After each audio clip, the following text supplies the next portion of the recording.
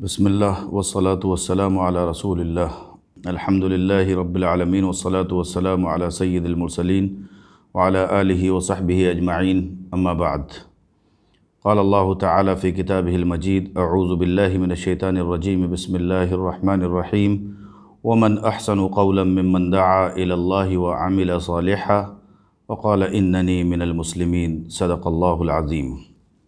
قرآن مجید لے کر کے جناب محمد الرسول اللہ صلی اللہ علیہ وسلم کو مبعوث کیا گیا تو آپ کی اصل مہم دعوت ہی قرار پائی۔ آپ کی زندگی کا مقصد، آپ کی بعثت کا مقصد، آپ کی سیرت کا لب لباب، آپ کی حیات طیبہ کا خلاصہ دعوت ہے۔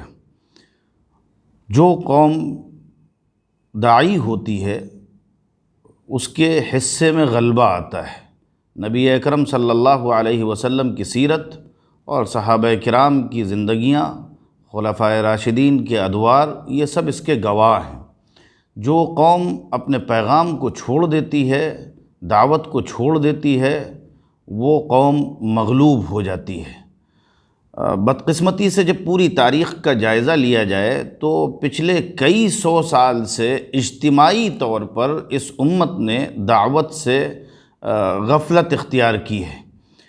جس طریقے سے قرآن مجید کو پیش کرنا چاہیے، جس طریقے سے قرآن مجید کو لوگوں کے سامنے پیش کرنا چاہیے، قرآن مجید کی تعلیمات کو، قرآن مجید کے پیغامات کو، خاص طور پر توحید کے پیغام کو، کیونکہ توحید کی دعوت ایک بنیادی مسئلہ ہے اور سب سے اہم مسئلہ ہے۔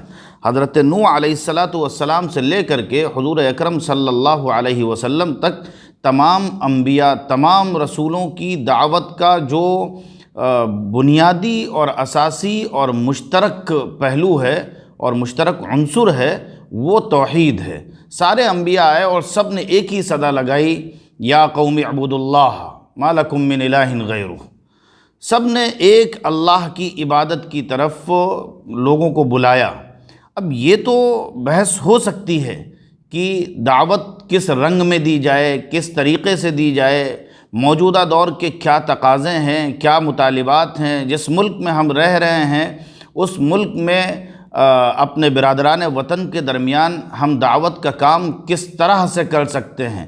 لیکن نہ کرنا یہ مجرمانہ غفلت ہے، کرنا ہر حال میں پڑے گا، کیونکہ یہی ایک راستہ ہے، یہی انبیائی راستہ ہے۔ سورہ نوح کو اٹھا کر کے پڑھیے تو اندازہ ہوتا ہے حضرت نوح علیہ السلام جب عاجز ہو جاتے ہیں، اور ظاہر ہے کہ آپ پیغمبر تھے تو وحی کے ذریعے سے بھی آپ کو اس بات کی اطلاع مل گئی ہوگی، آپ کو باخبر کر دیا گیا ہوگا کہ اب ان میں سے کوئی ایمان نہیں لائے گا، اب کوئی ان میں سے قبول نہیں کرے گا آپ کی دعوت کو۔ تو پھر انہوں نے اللہ سے دعا کی، اللہ کے سامنے انہوں نے جو معروضات رکھیں اس میں انہوں نے صاف کہا کہ کوئی ایسا طریقہ جو ممکن ہو سکتا تھا لوگوں تک اللہ کی بات پہنچانے کا، وہ میں نے چھوڑا نہیں ہے۔ ہر طریقے سے تنہا بھی میں نے انہیں دعوت دی، اجتماعی طور پر بھی انہیں دعوت دی، ہم نے ان سے خاموشی سے بات کی، ہم نے ان سے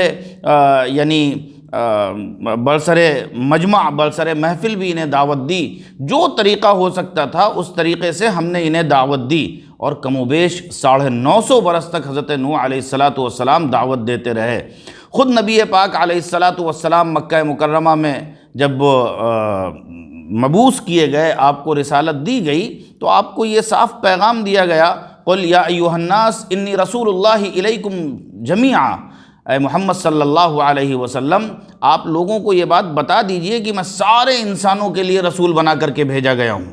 ہم نے ابھی تک دنیا کو یہ نہیں بتایا ہے، دنیا کو اس بنیادی بات سے، اس بنیادی تعارف سے متعارف نہیں کرایا ہے کہ محمد سب کے رسول ہیں، سب کے پیغمبر ہیں، قرآن مجید سب کی کتاب ہے۔ بدقسمتی سے لوگوں نے یہ سمجھ لیا ہے کہ قرآن مجید مسلمانوں کی کتاب ہے۔ نہیں، قرآن مجید سب کی کتاب ہے۔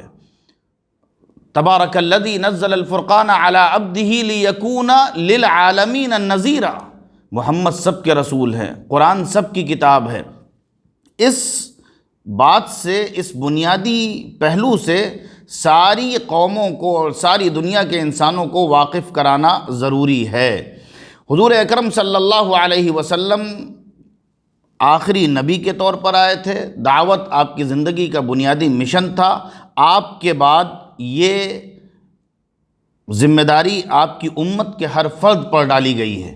فرمایا گیا کنتم خیر امت اخرجت للناس تأمرون بالمعروف وتنہون عن المنکر، تم بہترین امت ہو، تم لوگوں کی نفع رسانی کے لیے، لوگوں کو فائدہ پہنچانے کے لیے، لوگوں کو خیر سے ہم آہنگ کرنے کے لیے، لوگوں کی بھلائی کے لیے تم کو نکالا گیا ہے، تم کو برپا کیا گیا ہے۔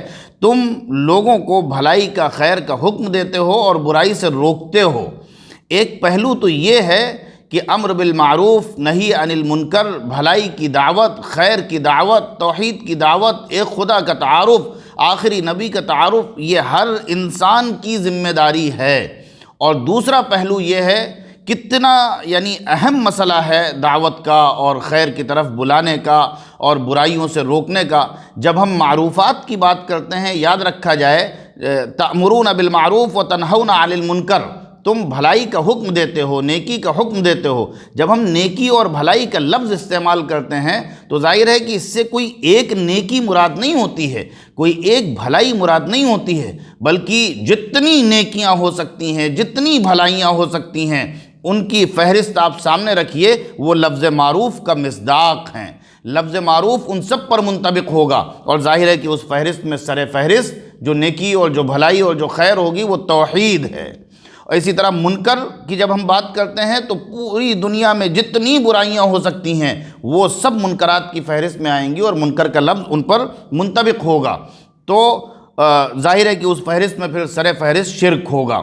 تو یہ اتنا اہم مسئلہ ہے کہ ہر شخص کے بارے میں یہ فرمایا گیا تأمرون بالمعروف وتنہون، یعنی ہر شخص کی ذمہ داری ہے۔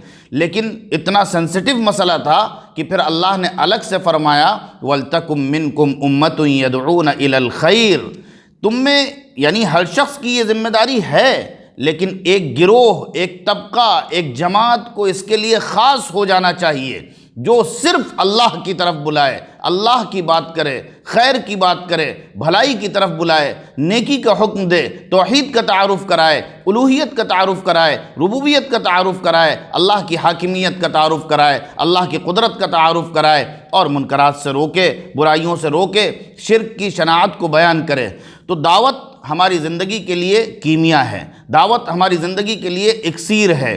قومی زندگی میں جتنی اہمیت دعوت کی ہے اتنی کسی چیز کی نہیں ہے، اس لیے کہ دعوت سیرت طیبہ کا عطر ہے، سیرت طیبہ کا خلاصہ ہے، نبی اکرم صلی اللہ علیہ وسلم کا بنیادی مشن ہے۔ جتنے مراحل اور جتنی منزلیں نبی پاک علیہ السلام نے طے کیے وہ سب کے سب دعوت کے نتیجے میں طے کیے۔ یہ بحث ہو سکتی ہے کہ ہمارا آج کی تاریخ میں اپنے برادران وطن کے درمیان، خود مسلمانوں کے درمیان طریقہ کار کیا ہو، منہج کیا ہو، سلیقہ کیا ہو، وہ ساری باتیں اپنی جگہ پر ہیں، لیکن سب سے بہترین بات وہی ہے جو اللہ کی بات ہے، اور اللہ کی بات کی طرف بلانا یہی ہماری بنیادی ذمہ داری ہے۔ آگے کے تمام مراحل اسی دعوت کے ذریعے سے ہی طے کیے جا سکتے ہیں۔ اللہ تبارک و تعالی ہمیں اللہ کے بندوں کو اللہ کی طرف بلانے کی توفیق عطا فرمائے اور اس کے لیے قبول فرما لے۔ وآخر دعوانا ان الحمد للہ رب العالمین۔